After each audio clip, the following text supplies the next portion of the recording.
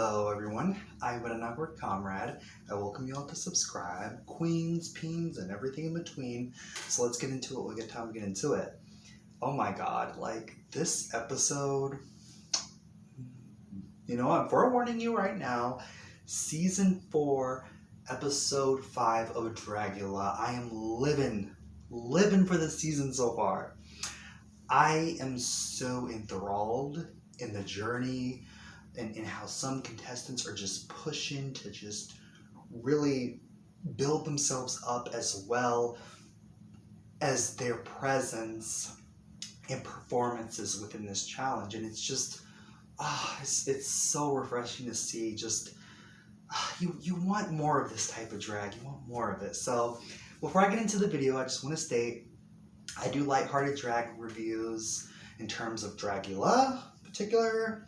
I just give my thoughts. I'm no expertise here. I'm just, a super fan that loves the show and just, gives my thoughts on what I see. And if I have suggestions, I'll give those too. But ultimately, if you would like to see an improvement in my video quality and then just me getting better equipment, it would help so much because right now I'm on limited storage space with my old phone here, but it would mean so much if you donate to me on my Cash App or support my fan service content if you're one of those kinky freaks out there who likes, to follow me over there on Twitter. So let's get right into it while we got time to get into it. So, this episode was very much sensory overload for me. It was so much going on that I was like, damn it, like what do I talk about for the video? And I decided instead of just trying to hit everything, let's just go from the overall theme of this episode. It was Jade's show and Jade was popping off. Jade has had such exceptional character development. I see so much of myself in Jade.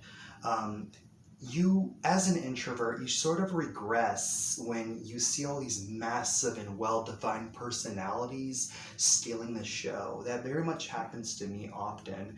And what happens with us is we sort of just flesh into the background and play it safe by being extra nice and not knowing how to put ourselves out there because we sort of box ourselves. It happens a lot and it happens with me.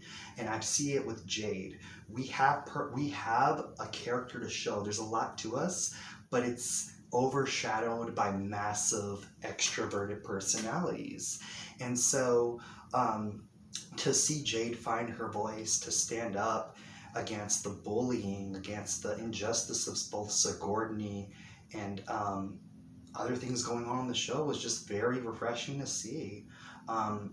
There was some shit going on where I just really gained so much respect for Jade because even so, that is such a strong quality to stand up to bullying when everyone else rather just sit on the sidelines. That is very much a quality that is so powerful.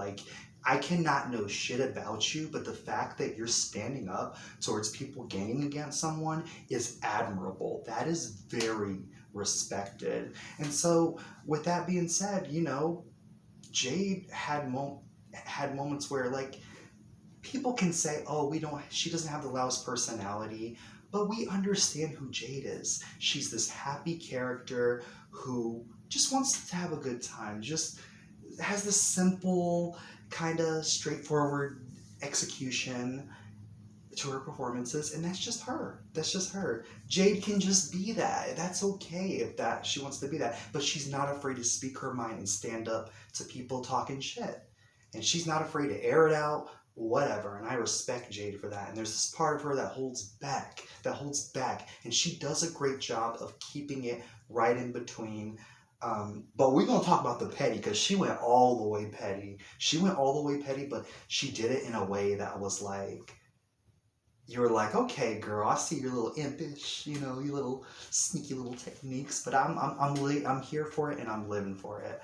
I was worried for her this episode when I saw Betty talking shit to her because I know that Betty's a powerful personality, and Betty can be a little intimidating. I'm just saying, she can be a little intimidating the way that she doesn't hold back when it comes to confrontation in certain manners. And so And to see Jade just look her, Jade came in a little timid, but then when, she had a little couple comebacks to Betty.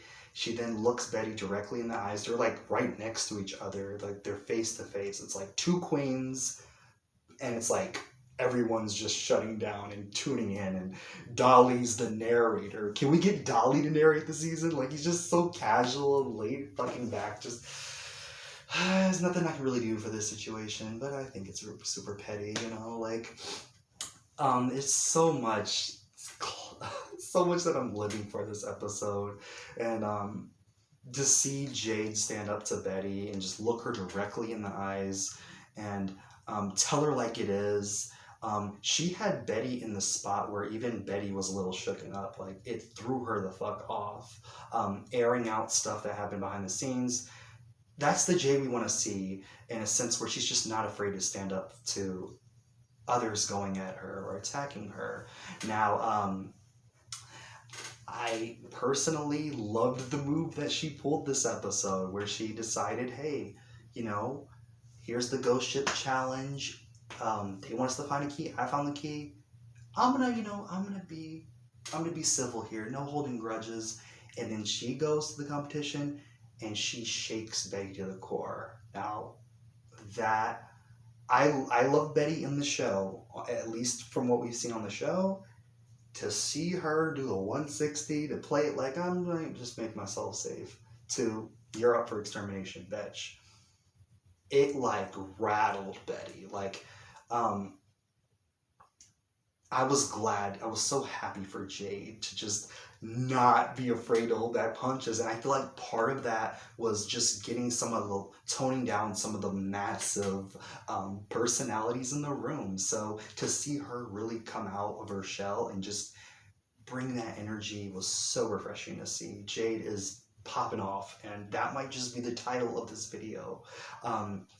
Another thing about this episode regarding Jade is that I loved her outfit. I loved the decals. I loved the little ornate bits around her face and her makeup. I loved the colors choices that she chose to go with. And I liked her outfit in this challenge, even though it was simple, and I have my personal beliefs of how she could have gone a little further. I still loved her overall look, okay? Personally, let's get to her look in its, as it was. She chose to go with this simple kind of singer who fell off the ship and became submerged in the ocean with, other corals and, other things that lurk at the ocean. But I felt like with her look, though it was simple and, satisfying, I felt as though she could have picked from a lot of sea creatures or elements within the ocean. The ocean is so vast. It's so broad and interesting. And you can bring like sea creature props. I would have loved if she told more of this story of a singer who fell in the ocean. She became submerged, and down there she became a superstar, even as she was above the shores, where she won over these creatures that may have had problems with her from the start, and where she was able to sing and win them over and become to have even more of a purpose residing in the underwater ocean. Maybe if she had like seahorses, something to maybe plaster around her wig, accents to maybe complement that. Personally, another thing I feel like she could have added is just something about her overall look up here, which just is more captivating in the unique sense. We have artists like Hoso and Dolly, where their facial presentation in terms of the challenges is one thing that sells them among like the top artists, or even Sigourney. When what you have going on up here is so captivating, it can dictate everything else about your silhouette. But when you keep it so simple, it's kind of just leaves that room for everything else below to fall in line towards that simple kind of look. So I wish you would do more to kind of make this more interesting up here and use more props and things in ways that tell a more in-depth story while also sticking to her straightforward presentation. But the idea with Jade is that she keeps it very simple, but she doesn't with that, but it leaves so much room that's vacant, and that vacant room can be used for these more interesting ideas. And I don't feel like she's going all the way with that. And competition is getting tight now, and Jade, gotta step it up, baby. So yeah, I'm loving her this season. God damn it. I felt like Betty in a way kind of pushed herself into a corner, if that's what I was seeing. Like, I don't know, like something about Betty this episode seemed a little off. I mean, not more so her looks. I loved her look. But she just seemed off her game with Mary out of the way. I don't know what that was all about, but Jade fucking when she surprised Betty, that was literally one of the boldest moves that I've seen on a Dragula season. One of the most ballsy moves that I've seen so far. Like, girl said, "Oh, you think I'm gonna play it safe? Bitch you up for extermination." And then everything else that happened with Betty's performance very much made it easy to see her as the one to go this episode. So I'm disappointed that Betty had to go. I loved her presence on the show. I felt like she had a very villainous character, but in a very endearing way. At least before the Sigourney drama. But I felt like we got everything we could from Betty. That's at least the non-disappointing thing about this, is that she had her moments, and I feel like she did great on the show. But unfortunately, her clash with Jade, yes, it was highly entertaining, but Jade, I felt like, just really is using these moments to just elevate herself. And yeah, I'm just so happy for Jade. Like, Jade is someone I would hang out with because I just see so much of myself in her. And like, I don't know. I hope that later on, I hope that right now, unfortunately, I don't see Jade making it to the top. I'm sorry, honey, but I don't. But I hope that I can just get Jade going all out with the concept, doing everything she can to fill that vacant, those areas where, yes, you could go all the way with this. Like, that's what I want to see at this point.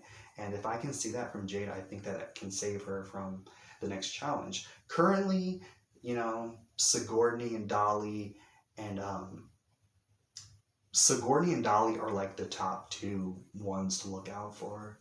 And everyone else just needs to be focused on getting to that top three and what they can do to line up there, because Sigourney's a goddamn performer. Dolly is fucking unique and distinct. We need people to be consistent, and those two for me are the most consistent. I feel like Saint's fading out a little bit. Saint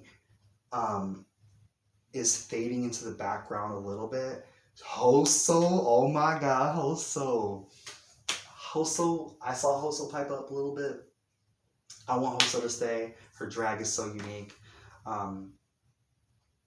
Goddamn Hoso. Hoso had her moments this episode as well, but oh man, oh my. I don't know. What do you guys think? Who do you think? Who is your top three? And when I say that, I mean, who is your wild card pick? We know that Sigourney and Dolly are like the two dominant forces in this contest, but who is your wild card pick? That's what I want to know. So, I'm but an upward comrade. I welcome you all to subscribe, queens, peens, and everything in between, and I'll see you all in the next one. Good night.